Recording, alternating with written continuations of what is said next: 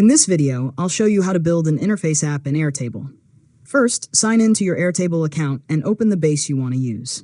At the top of the page, click Interfaces, then select Create to start building a new interface. Next, choose whether you want to start with a template or a blank interface. Give your interface a name, then select the table or data source you want it to display. Airtable will generate the initial layout, which you can customize to fit your workflow. After that, add the components you need, such as record lists, charts, buttons, metrics, calendars, or forms.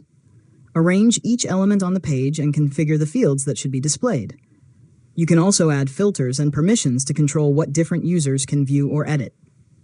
Now, preview your interface and test each component to make sure it displays the correct data and functions as expected. Make any final adjustments to the layout, resize components if needed, and verify that navigation is simple and easy to use.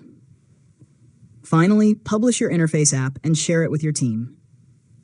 As your Airtable base grows, you can return to the Interfaces section to add new pages, update components, or refine the interface without affecting your underlying data. And that's it. You've successfully learned how to build an interface app in Airtable. If you found this tutorial helpful, make sure to subscribe to Learn Mode Lab for more tutorials.